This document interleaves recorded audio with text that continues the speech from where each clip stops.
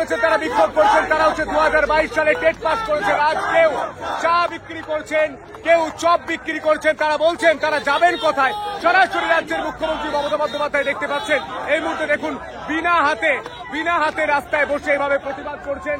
কেউ চপ বিক্রি করছেন, কেউ চা বিক্রি করছেন, আর পোস্টার নিয়ে রাস্তায় বসে তারা বলছেন তাদের ভবিষ্যৎ নিয়ে হচ্ছে থেকে। আজ সরাসরি বিকেল 5টায় আমি সন্তু প্রশ্ন করব, রাজ্যের যুবক যুবতীদের ভরসা, কর্মসংস্থানের ভরসা কি একমাত্র চপ শিল্প এ বাংলায় যুবক যুবতীদের ভবিষ্যৎ নিয়ে হচ্ছেটা। মমতা বন্দ্যোপাধ্যায় এই মুহূর্তে আমরা সেই ছবি দেখতে পাচ্ছি, চপ ভাজছে। যেই চপ ভাজছেন আপনি 2022 সালে টেটে পাস করেছেন, কি করবেন এখন? আমাদের এখন কি করা, আমরা ইন্টারভিউ নোটিফিকেশনের জন্য এত আন্দোলন করলাম, এত জায়গায় গেলাম, কিন্তু কিছু হলো না। মাননীয় মুখ্যমন্ত্রী বলছেন যে চপ শিল্প বড় শিল্প, তাই আমরা ওনাকে দেখানোর জন্য আজকে চপ নিয়ে পথে বসেছি। এটাই কি আমাদের প্রাপ্য? আপনি বলুন কি প্রাপ্য? দেখুন চপ শিল্প, চপ ভাজছেন তারা কেউ সবজি বিক্রি করছেন। এই মুহূর্তে সেই ছবিটা আমরা দেখতে পাচ্ছি সরাসরি। কেউ মুড়ি বানাচ্ছেন, ঝালমুড়ি বানাচ্ছেন কেন দিদি?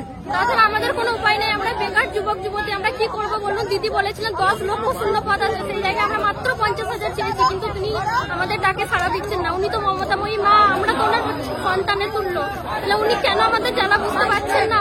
কেন আমাদের ডাকে আপনি সাড়া দিচ্ছেন না? হ্যাঁ, কারণ বাড়িতে অসুস্থ বাবা মা আছে, কি করবো? খেতে তো হবে, সংসার চালাতে হবে, তাই এই করেই সংসারটা চালাই। কারণ মাননীয় তো দেখছেন না, ভাবছেন না আমাদের কথা।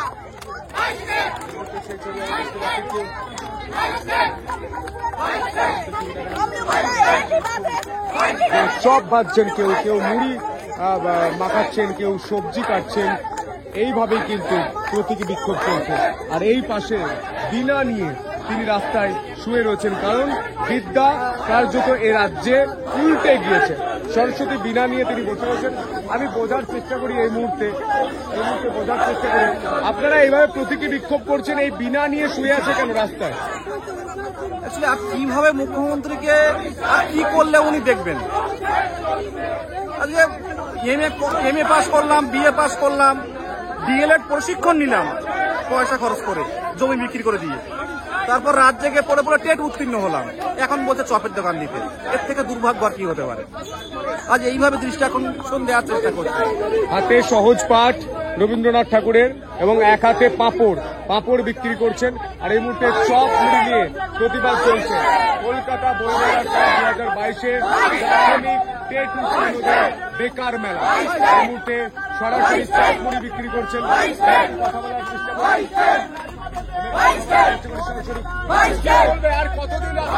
আর কতদিন? 7 বছর হয়ে গেল, ডিপ্রেশনে চলে যাচ্ছি। কালকে রাজ্য বাজেট, ওনার বোঝা উচিত। উনি আমাদেরকে দেখাচ্ছেন ব্যবসা, এই যে ব্যবসা করছি, ডিএলএড পাস করে টেট পাস করে ব্যবসা করছি, বিএসসি এমএসসি ডিগ্রি নিয়ে আমরা রাস্তায় বসে আছি।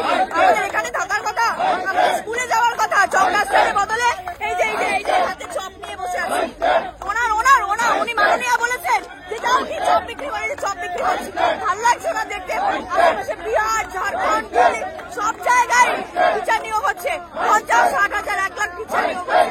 আজকে আমরা এই চপ বিক্রি করছি। এই ছবিগুলো দেখতে পাচ্ছেন, কেউ চপ বিক্রি করছেন, কেউ চা বিক্রি করছেন। কিছু করার নেই, আমাদের আজকে 7 বছর ধরে আমরা বসে আছি। দিদি আমাদের কোনো ইন্টারভিউ নোটিফিকেশন দিচ্ছে না। যদি নোটিফিকেশন দিত তাহলে কি আমরা চা নিয়ে বেরোতাম? দিদির প্রিয় শিল্প, আজকে দিদির প্রিয় আমাদের বলেছে যে চাকরি করতে গেলে নাকি ইন্টারভিউ দিতে অনেক হ্যাপা, তার থেকে 2 কৌটা মুড়ি নাও, ছোলা নিয়ে এ করো, প্রচুর বিক্রি হবে। তাই আমরা দিদির কথা মতো এই চা শিল্প, মুড়ি শিল্প, ছোলা শিল্প করেছে। এটাই মনে হয় দিদি আমাদের ভবিষ্যৎ দেখিয়েছে। চা বিক্রি করো, লুচি ভাজো, চপ ভাজো, এটাই ভবিষ্যৎ দেখিয়েছে। তার মানে পড়াশোনা করে আমাদের কোনো লাভ নেই। দিদি 10 লক্ষ চাকরির প্রতিশ্রুতি দিচ্ছে, প্রত্যেকবার ভোটের আগে বিভিন্ন স্টেজে 10 লক্ষ চাকরির প্রতিশ্রুতি দিচ্ছে, কিন্তু আগের বছর বাজেটে যে মানে পাস হয়েছিল, ভ্যাকান্সি পাস হয়েছিল প্রায় 5 লক্ষ উনি উল্লেখ করেছিলেন। তারপরে বিভিন্ন জনসভায় তিনি বলেছিলেন 10 লক্ষ ভ্যাকান্সি আছে, ডবল চাকরি হবে। 10,000ও চাকরি তিনি দেননি, 10 লক্ষ চাকরি প্রতিশ্রুতি দিয়েছেন। মুখ্যমন্ত্রী বলেছেন, নিজের মুখে বলেছেন যে 10 লক্ষ শূন্যপদ আছে। আবার নিজের মুখেই বলেছেন যে চপ শিল্প করুন, মুড়ি বেচুন, ঘুগনি বেচুন, আপনাদের আয় হবে। আপনার অনুরোধ যে কালকে যে রাজ্য বাজেট সেখানে যেন আমাদেরকে প্রাথমিকে 50,000 শূন্য পদে নিয়োগের বিভক্তি দেয়। উনি যেন যদি দেখে তাহলে বেকারদের জন্য কি করছে বাজেটে পেশ করুক 50,000 নিয়োগ চাই নিয়োগ চাই